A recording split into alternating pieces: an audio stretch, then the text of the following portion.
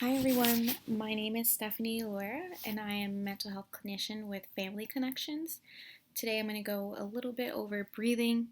Most of this stuff is some of the most basic things that have to do with breathing, just so that you all are aware. None of this is new. It is really just a review of everything and having condensed everything, bringing my experience from both as a mental health clinician as well as a Pilates instructor, as well as all of the countless trainings and books that I have read and learned from, as well as the individuals that I've learned from as well, especially those indigenous populations who have had this practice of mindfulness, who have had this practice of breathing for more than any of us have ever really existed or know.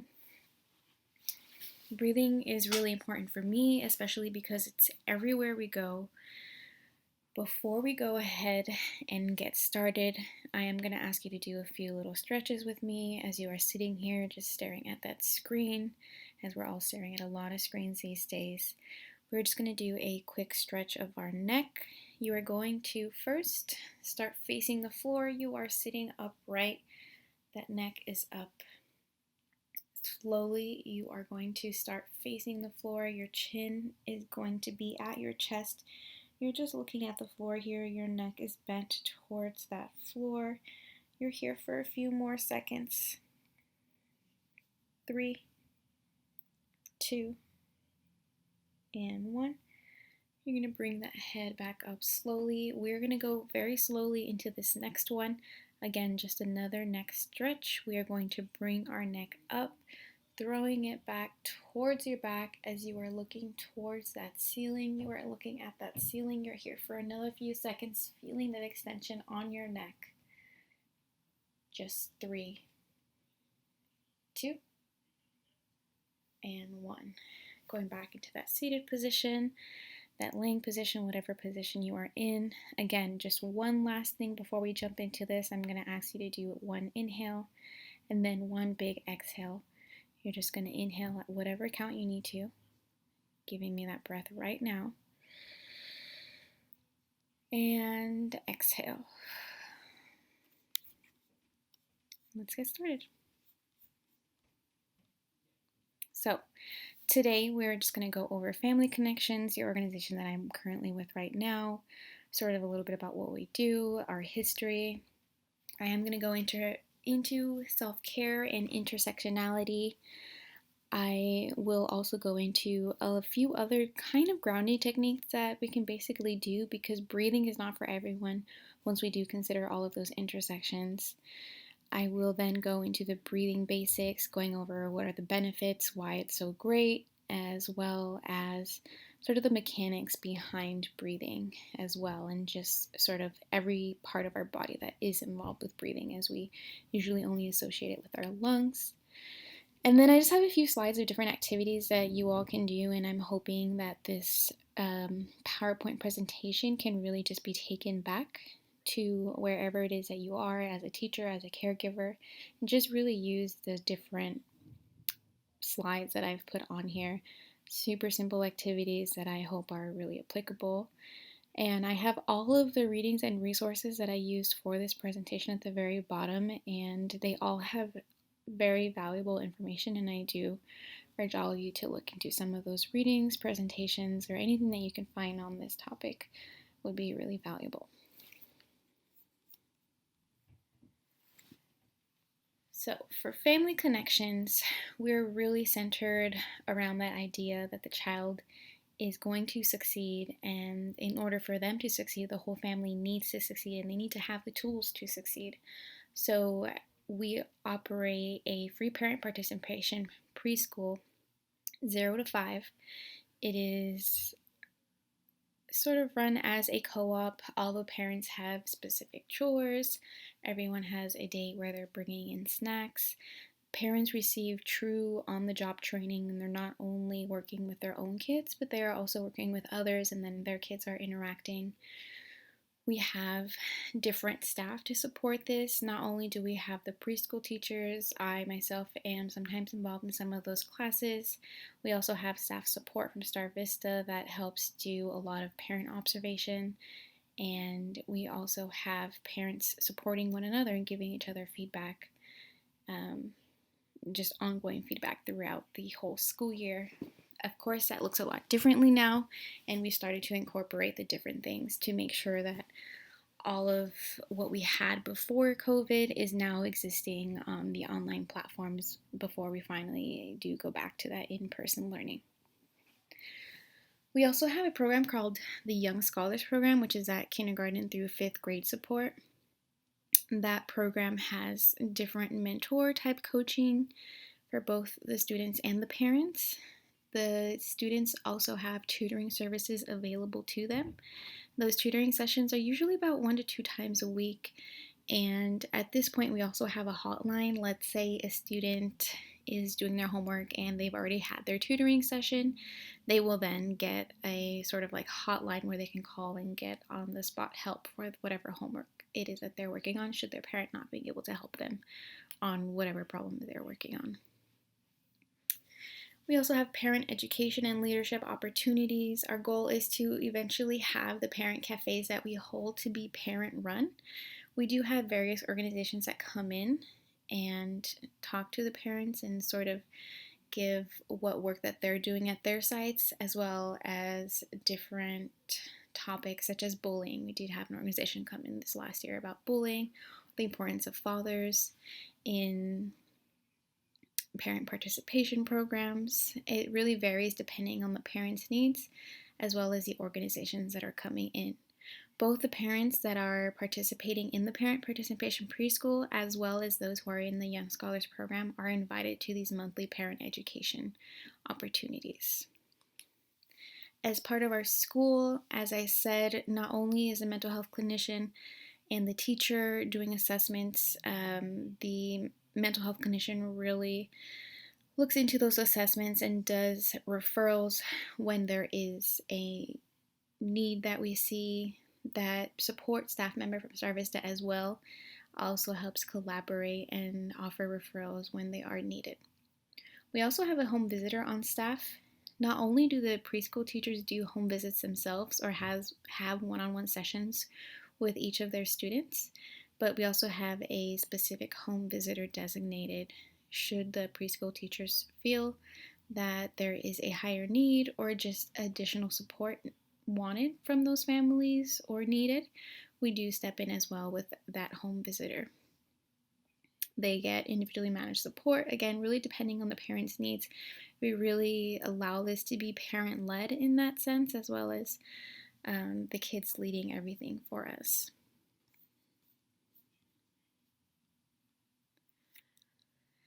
Just a little bit more things I've kind of already gone over, and I really just want to focus again on the ways that we incorporate breath and this kind of mindfulness work within our organization. We've been around since 1993. It just so happens to be now that we have 3 clinicians on staff. So both of our executive directors are clinicians, as well as myself. So we're always trying to incorporate breath work and basically anything that has to do with mindfulness or just pausing. We do incorporate a lot of that. I incorporate the breath in the support groups. I usually like to start the support groups. Parents are in monthly support groups when they are in the parent participation program. So we usually start off with some incorporation of the breath at the beginning of a session or the end of a session, in the middle. Really depends on the needs of the parents. I also incorporate Pilates because I do have that certification into the support groups at times. But the way I incorporate is not necessarily a workout. It's more just stretches that will help with posture, that'll help with breathing, that'll help with moving your body in ways that you're already using your body in the day-to-day. So I don't necessarily incorporate anything strenuous. It's mostly just like whatever movements that you're doing. When it comes to parents, I really do a lot of like, what sort of chores are you doing in the house for yourself, for the kids, and I'll go based from that as far as the movement and stretches that I do want to go into. So the teachers also implement breath work in between classroom transitions for the kids. I've noted that usually one of the preschool teachers who is at the Redwood City site will ring a bell, and then she'll just have the kids do a quick breath before they go into the next activity. I've also seen that at the other sites that we have in Menlo Park, and it really is using different imagery for the kids depending on their age. I know the Menlo Park teachers really like to use the balloon analogy, so they'll just have the kids imagine themselves as a balloon blowing in and then out. At the beginning of every staff meeting, not only do we try to incorporate an icebreaker so that we all get to know each other a little bit more, but we do try to incorporate at least 5 to 10 minutes of a mindfulness activity. It does not always have to do with breathing, but the concept of it is just to stop, pause, breathe, and just notice what is going on. We also try to incorporate the breath work in the parent cafes, which is either the parent cafes or the monthly education for the parent education groups that we have. Again, we usually incorporate some sort of mindfulness activity at the beginning, towards the end. We usually have things at the middle of the table like Play-Doh, anything that's sort of really grounding in that sense. We do incorporate it into that parent cafes. In my individual work, because I am the mental health clinician on staff, I do carry a caseload of about 12 to 15 parents. And again, everything is catered to each individual parent. Some families don't get any breath work at all because it does not work with what they are doing or what they want to do or whatever their goals are. But for some families, there is a big push on the breath, and more than anything, just in awareness of the body and bringing it back to almost being embodied within our bodies, which is something that we as a society are losing more and more of. So just bringing that right back in. So I would highly recommend this article, which is what I'm going to go over in these next 2 slides. Self-care, breathing, and intersectionality really all have go in hand, as you'll see. So when I'm talking about self-care, I'm talking about really any set of practices that makes you feel nourished. It can be spiritually, emotionally, physically, or all of the above. So right away, like we do with each individual care plan, you can see that self-care is going to mean a different sort of self-care plan for everyone because every single individual has their own needs. Nowadays, we're seeing self-care everywhere, or wellness. It's sort of this thing that has been commodified, and it really is not what we mean when we say something that's going to nourish us emotionally, something that's going to nourish us spiritually. Again, everyone has their own definition of what that self-care is going to look like. We see now in yoga, we see it in exercise classes, we see it in crafting, face masks, getting nails done, whatever it is, just countless things. But one of the most important things here is to really think about the ways that we can incorporate self-care into our lives. And just remembering that when we talk about self-care, the idea of self-care is really just caretaking and caring for yourself before you can then fill others' cups. So really taking a step back and checking in with yourself. Are you actively participating in self-care? Do you actively have energy for yourself and then others? Especially if you are a teacher, if you are a caregiver, whatever role that you're in that cares for others, I just really want to incorporate this idea that we really have to be our first and only caretakers before we can care for others.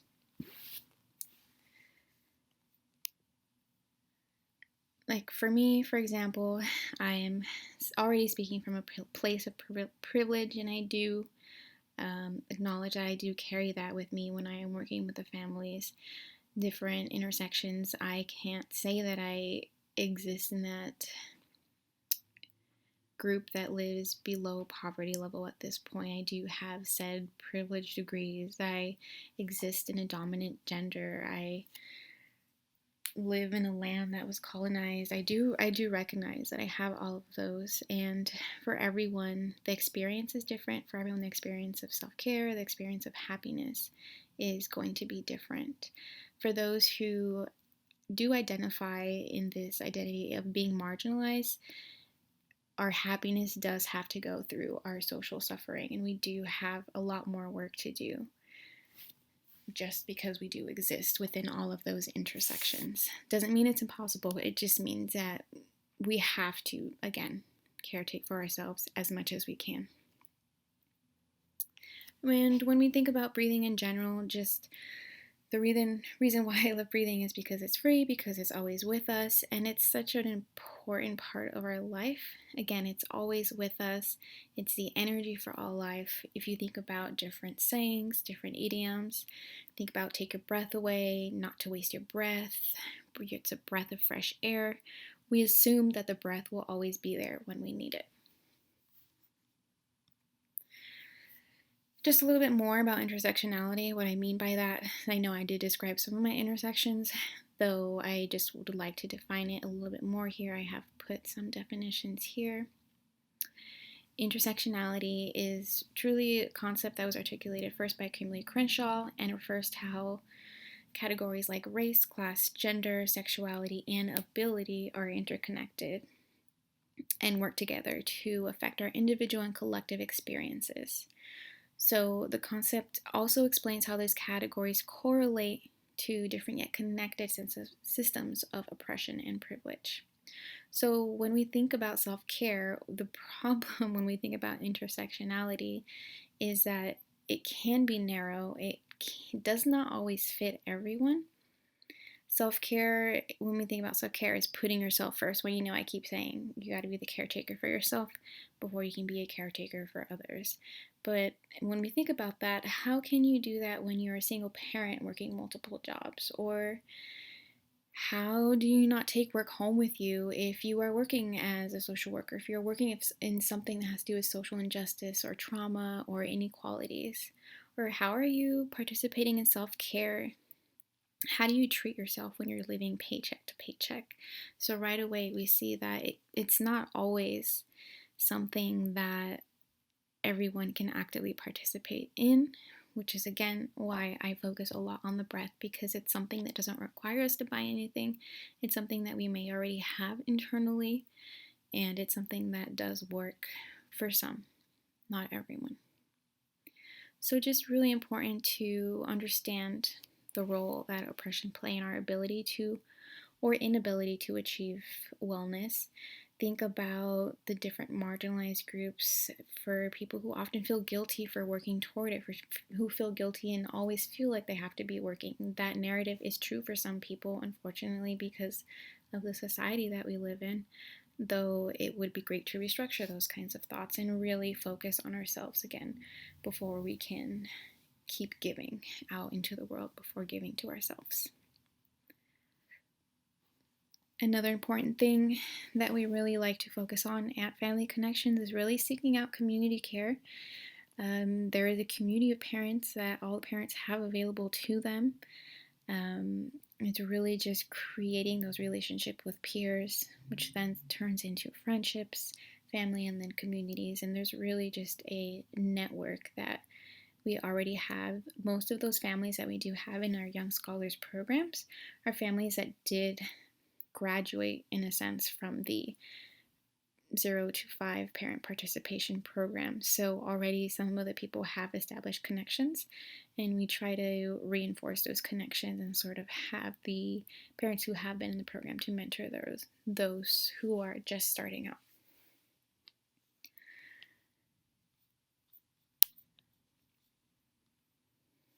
So in this same breath and conversation of intersectionality, I do want to recognize really quickly that breathing is not for everyone. Sometimes breathing can just be inaccessible and uncomfortable for some people.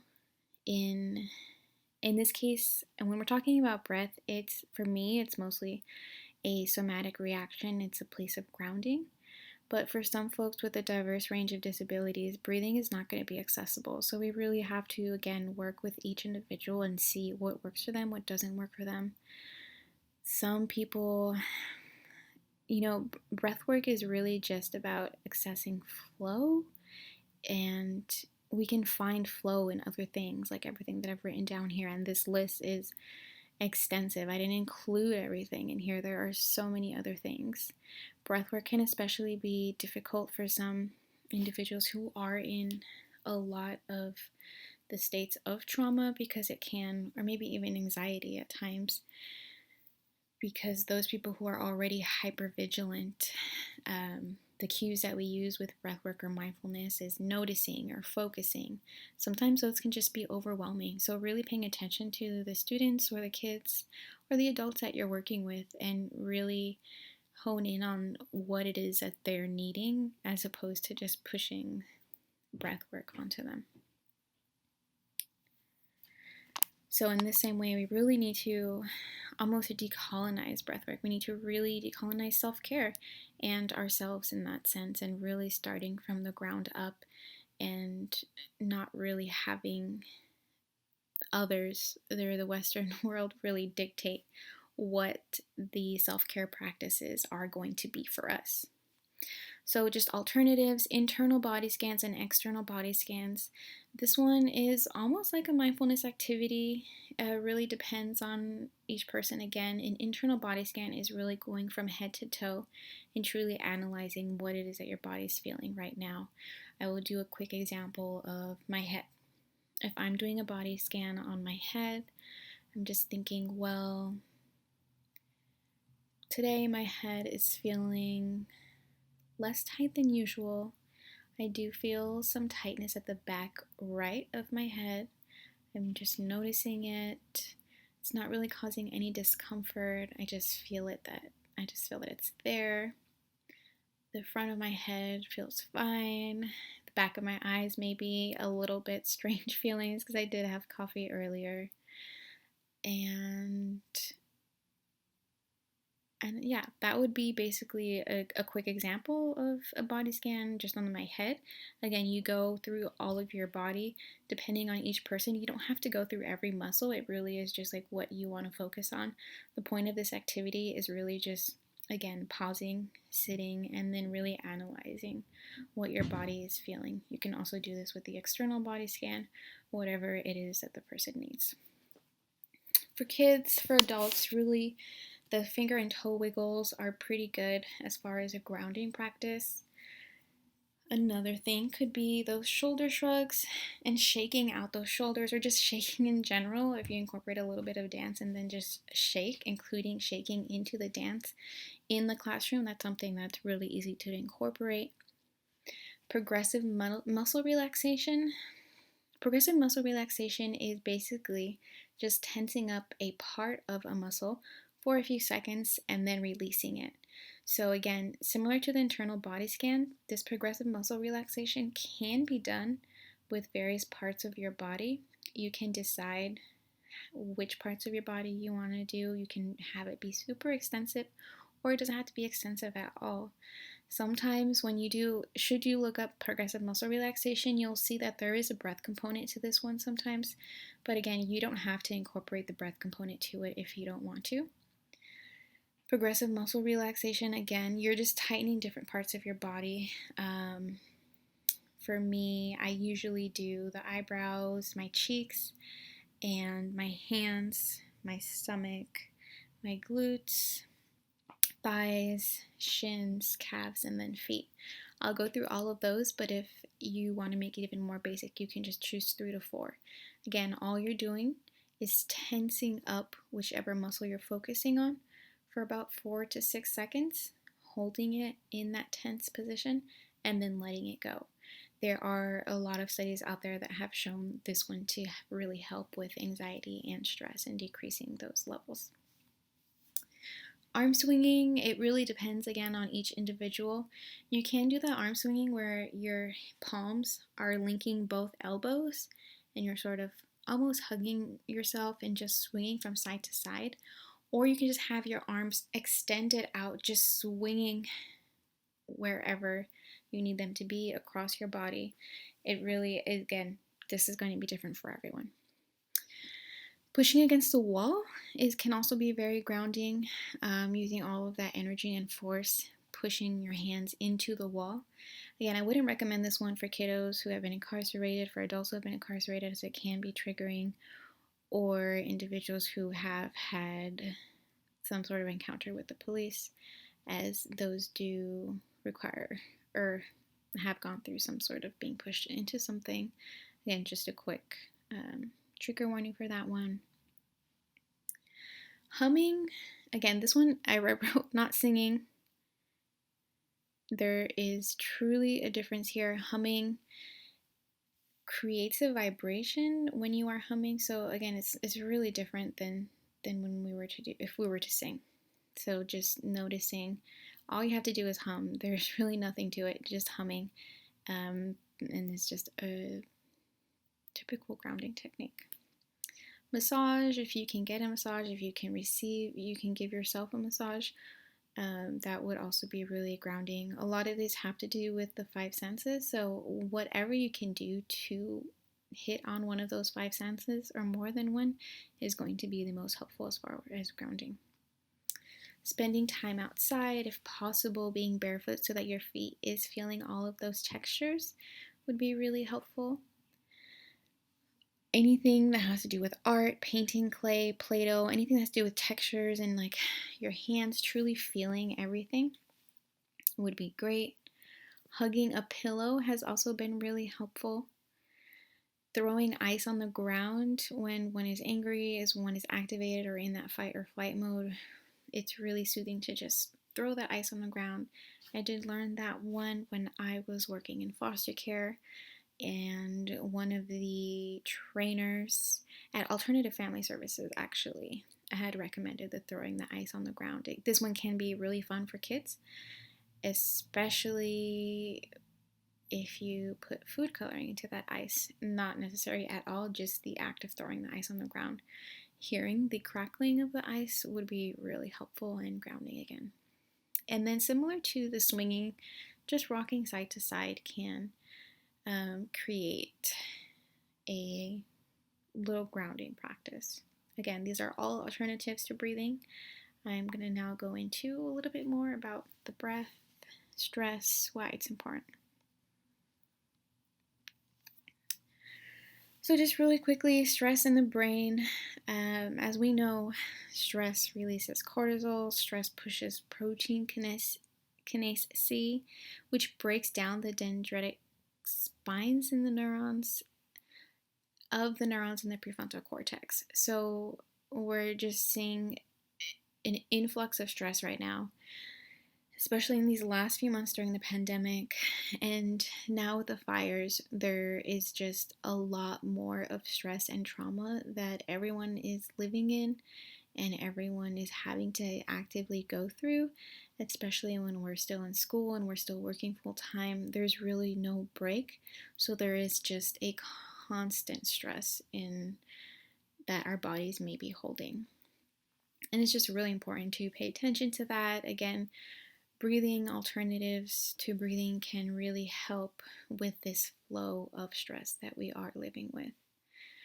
And just noting what's healthy stress, when does it get to that toxic point.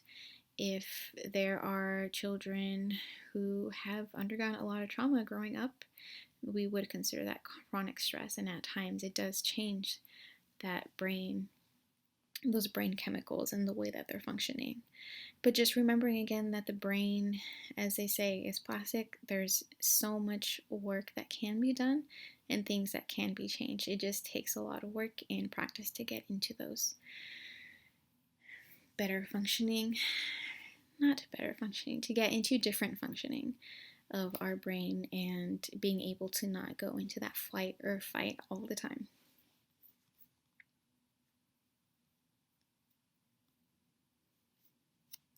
So, breathing benefits. Breathing can help decrease stress. It can lower or raise blood pressure. It improves aerobic capacity, calms mind and spirit. It helps with circulation as well, raises energy levels, concentration and mental functioning, memory is actually all, it can be improved if there is a good practice of breathing. And it also really helps overcome blocks of physical expression caused by feelings and emotions. We think about right now is there's just a lot of stress, fear in the air, and fear really makes us hold our breath. It living in a state of anxiety or depression can really make us tense our muscles of the neck, our muscles in the shoulders, and hold in the stomach and the pelvic floor. So when this happens, usually those rib muscles, which are usually referred to intercostal, are almost immobile. So breathing can easily then become rapid and shallow. And again, with regular practice, breath control becomes almost second nature, so that tension wouldn't diffuse before it can even build up. So it already puts us at a calmer state, even though we may be going through those things. And based on what we know from psychophysiological research about the healthiest breathing patterns, they can be used as mindfulness or concentration practice. So that's why I do use that word mindfulness almost interchangeably sometimes, just because breathwork breathing practice is considered sort of a mindfulness practice. So in addition to the direct benefits of health breathing patterns, just the act of practicing various forms of self-care, and in this case related to an intentional breathing practice, you'll just feel in general more control of your life. Breathing and the muscles. So again, when they say intercostal, it really just means relating to the ribs. I'm going to play about the last 4 minutes of this video. More than anything, I like the visual that this video provides. So that's just why I'm including it. When you get the PowerPoint, you can watch this whole presentation. But again, I just like the visual, and I just want you all to know everything that is incorporated when we're talking about what breathing is. Because the intrapulmonary volume increases, the intrapulmonary pressure will decrease to about 759 millimeters mercury. So in respect to the atmospheric pressure, there is a difference of negative 1 millimeters mercury. The intrapulmonary pressure is 1 below the atmospheric pressure. And because we know the rule of gases, the gas, oxygen, will flow into the lungs, down its pressure gradient, from an area of high pressure to an area of lower pressure. And so after inspiration, we have automatically expiration when we breathe out air. What happens here is that the intercostal muscles and the diaphragm muscle will relax. The diaphragm will move back up to its original place, and this will cause the intrapulmonary volume to decrease again.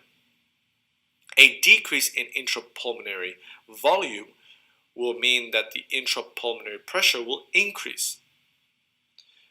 And the intrapulmonary pressure will increase to 761 millimeters mercury, 1 above the atmospheric pressure. And so knowing the rule of gases will move out from the lungs into the air outside, down its pressure gradient. Hope that makes sense. Then from expiration, we have inspiration again, and the cycle continues. Of course, we have some voluntary control over our breathing, and we can hold our breath, but this only lasts a short time before our brain overrides our voluntary control. Now that we get the gist of what's happening in inspiration and expiration, let's put all of this together and look at the concept of the mechanism of breathing from different angles. So here I'm drawing the superior view of the ribs, and we're looking at what happens to the rib cage essentially. And here I'm drawing the side view of a person with his ribs and lungs.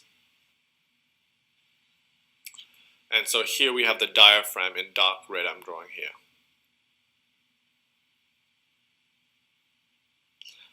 And here we have the intercostal muscles in between the ribs. So In inspiration, the diaphragm will descend and the intercostal muscles will contract, like so.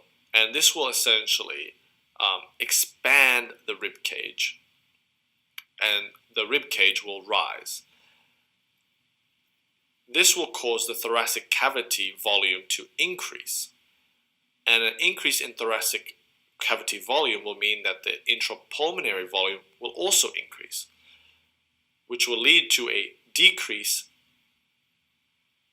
in intrapulmonary pressure. A decrease in intrapulmonary pressure means that gas can flow from a higher pressure to lower pressure, so from the outside to the inside, so gas flows into the lungs. Then we have expiration. In expiration, the diaphragm will rise and the intercostal muscles will relax. And so the thoracic cavity will decrease, will shrink, and the rib cage will descend. So the thoracic cavity volume will decrease. This will cause the intrapulmonary volume to decrease, and which will cause the intrapulmonary pressure to rise, to increase.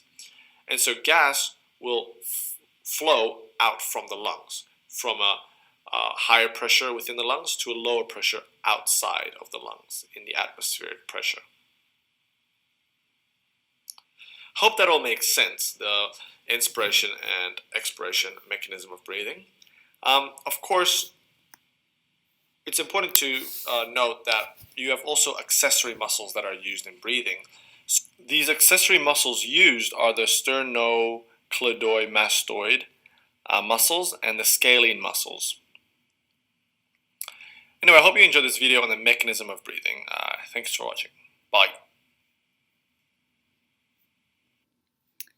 So there is a muscle between our ribs and our lungs that are used. Our neck is used, our throat is used, our pelvic floor is used, our shoulders are used. So it's not just the lungs that, and our diaphragm, of course. Biggest part is the diaphragm. So you can see how all of these things are really interconnected with one another, and breathing is really more than just breathing. It really is an incorporation of various different muscle groups in our body. Just a little bit more about breathing. Again, the diaphragm is the primary muscle of respiration. And when we hear belly breathing, diaphragmatic breathing is really what we mean. What's really important more than anything is finding your complete exhale before we even engage in the inhale. As I discussed earlier, sometimes breathing can be difficult for some. If you are going to engage in breathing practices, it's really important to go into finding that exhale before anything. Which, yes, in the Levine book, they talk a lot about the importance of exhaling again as opposed to the inhalation. While the inhalation is important, once you do get the rhythm and find how to breathe, how your body is reacting to breathing, then you can go ahead and really focus on that inhalation and matching that inhalation with that exhale. But it's, again, really important to find that exhale before anything else. So for some folks, it would be good just to find your breath and noticing how you are breathing without really trying to change it. For kiddos, depending case by case, we can create a safe container for breathing, for their feelings, for these feelings, or what comes up for them when they're breathing as well.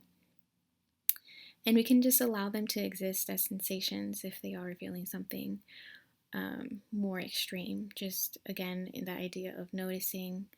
And again, if someone does not want to engage in breath work, if you're doing this as a part of your class and you're noticing that they're not really engaging with it, don't try and force it. Really try and make sure you figure out why. Maybe there is some sort of reason of trauma, or maybe just ability is not going to be there for some people, and we have to recognize that. For some people, breathwork just won't be safe. For some people, safety is just not accessible, so we have to really pay attention to that. And again, the reason why maybe the exhalation is more important is just sometimes focusing on the inhale when you're new to breath work can be a source of uncomfortability. It can be a source of discomfort for some.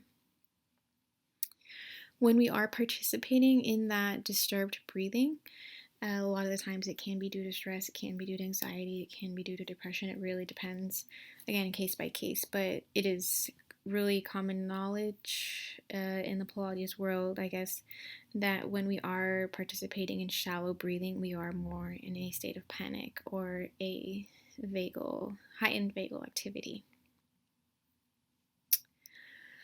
And most of our time, and most of your time, breathing is going to be unconscious, and that's perfectly fine. It's perfectly okay. But slowing your breath from time to time throughout the day and really making sure you're breathing diaphragmatically can improve your state of mind and physiological functioning. We can almost see a instant calming effect in the same way as when psychiatrists, psychologists, doctors talk about medication for depression, for anxiety, and how those usually take weeks to months to start working.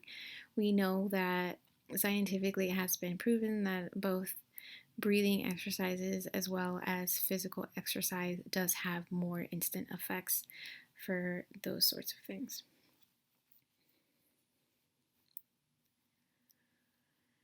Again, it's important to really allow for a full exhalation rather than focusing on that inhalation. I can't stress this enough. I really want everyone to focus on that exhalation before they even go into anything else when they do start their breathing work.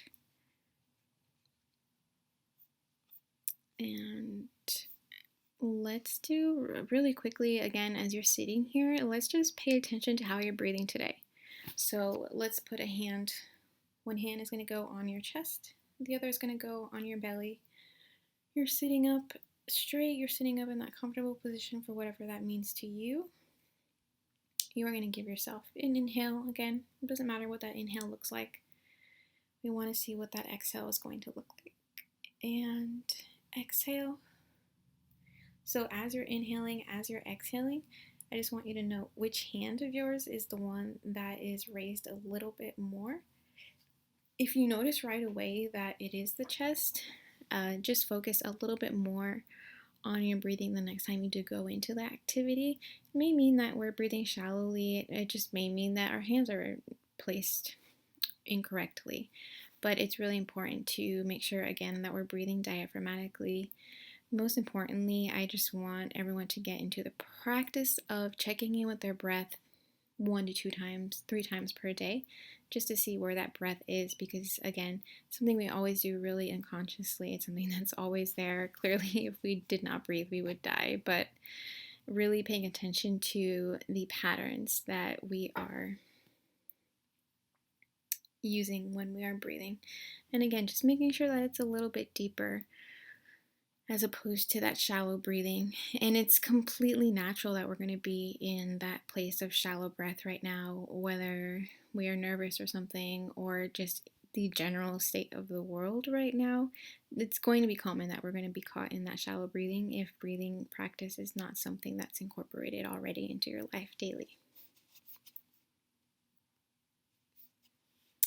So this is just an activity to do later. As I said earlier, these next few slides are going to go into just different things that you can do later on. Things are going to be linked for you to be able to practice for yourself, for others to be able to incorporate them right away. This one is one that I like doing lying down. And they do that same thing where you put your hand on your belly and just start paying attention to that breath. Won't go into this one right now. Again, I want you to go ahead and try this later. Try this tomorrow, whenever it works for you.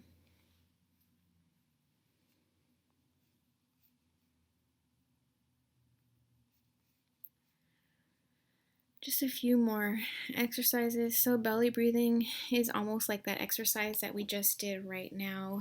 Hand on our chest, hand on our belly. Your hands don't have to be there. That is just helps so you to track the way that we are breathing. But belly breathing, again, just focusing on the exhale more than anything is going to be really important. You can do this one for at least 3 breaths or more, depending. I will say that if, again, this is very new to you and you have not had a breathing practice before, It is common that you're going to feel lightheaded, that you're going to feel dizzy when you're first starting. Making sure you're taking your breaths, making sure that you're taking your breaks in between before you go back into the breathing exercises, but knowing that that is completely normal for those of us who are new to it. When you are stretching, at any point, you can also start matching your breath with each movement, with each stress, and with each movement, which with each breath as you are stretching can also be pretty easy and helpful to just incorporate. Most of the time, we're just stretching to stretch, but it can be really easy to just incorporate that breath work into when you're stretching. Resonant breathing can, again, be something you can do in a bed, you can do it in a seat. Resonant breathing is one that goes to the count of 5. For this one, you're just going to inhale for a count of 5 and then exhale for a count of 5, and you just continue this breathing pattern for at least a few minutes. Again, for this one, I would not recommend for those who are beginners because that inhale is pretty long. When you're first starting, that inhale 5 seconds is going to seem way too long. So again, try these other two first. Try the other practices before you go into that resonant breathing for that inhale 5. Again, when you're going into this practice, really focus on that exhale first before you even find your inhale. Really important. I've included or embedded this video into this presentation. Again, you'll find it in the resources.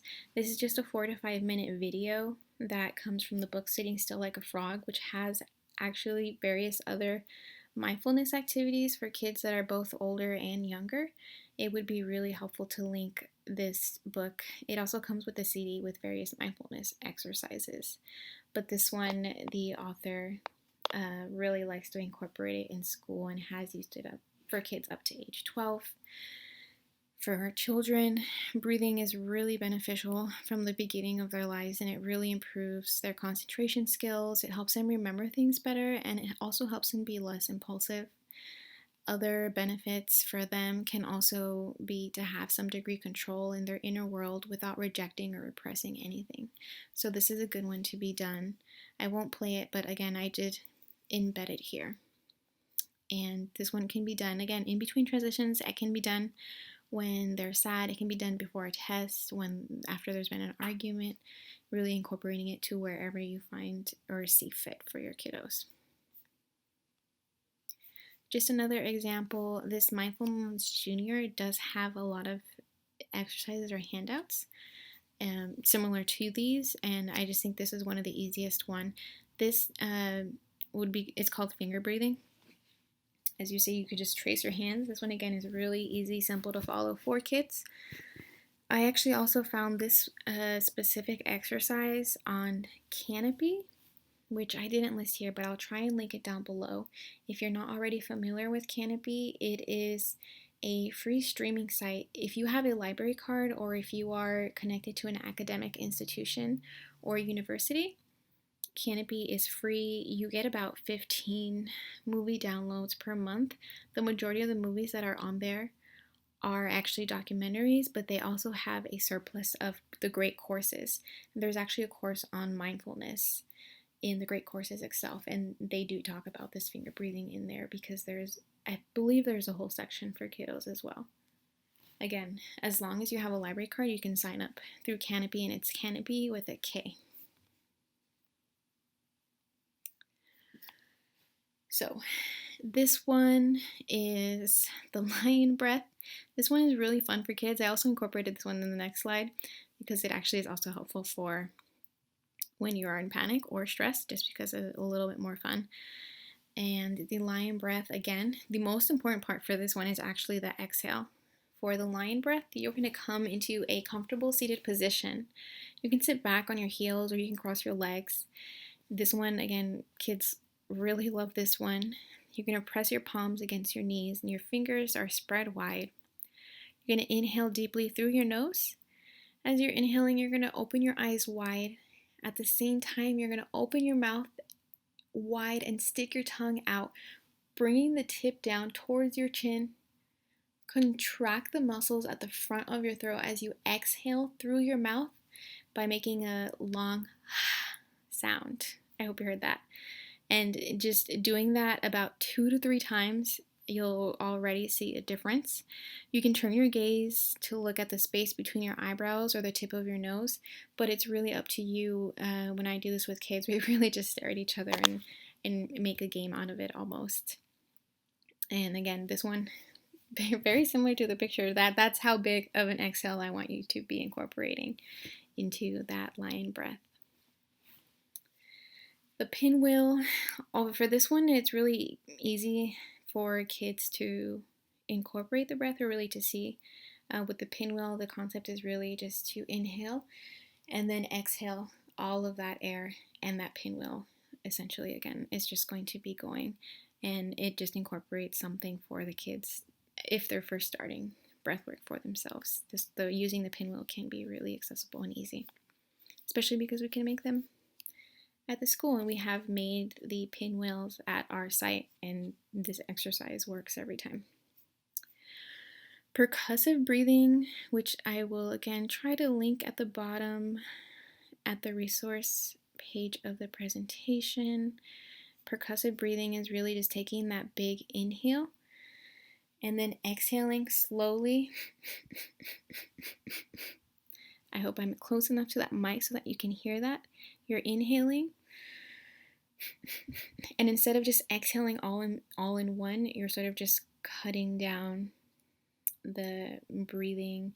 For kids, this one is really fun if you're switching the nostril and your exhale is coming out in each nostril.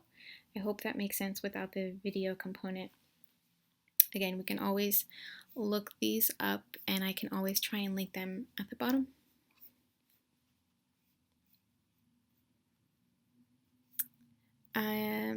And these are some that we can do when we're in stress or panic.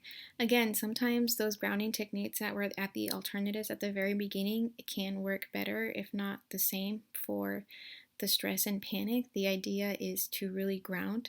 Some people aren't going to be able to latch onto breathing exercises when they're already in that state of panic.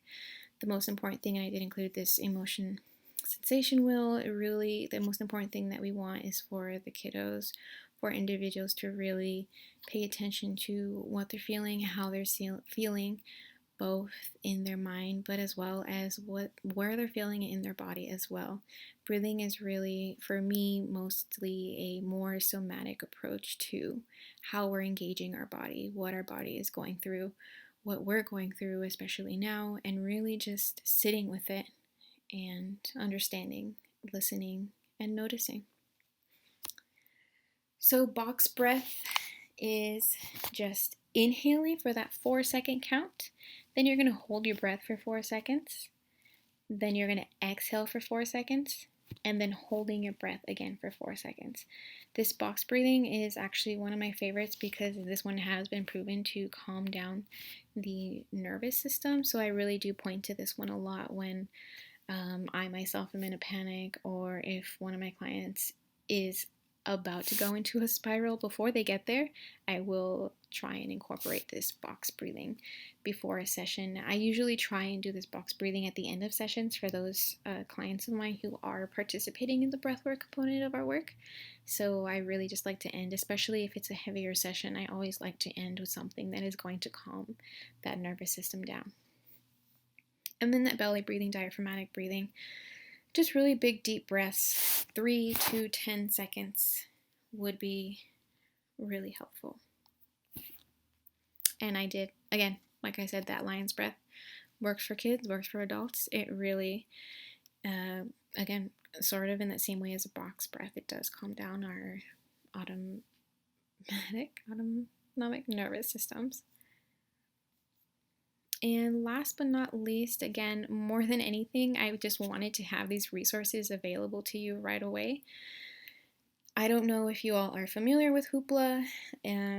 All of our libraries at this point, I know the San Jose and San Mateo County libraries are using Hoopla or do have access to Hoopla. All you need is a library card and you can sign up with an account.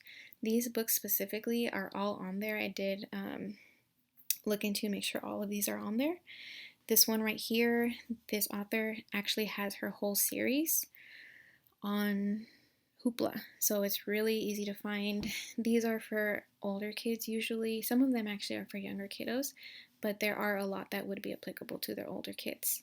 And then all of these other ones, again, various ages, mindfulness, meditation, really a variety for you to choose from to use in your classrooms. All of these are ebooks. I think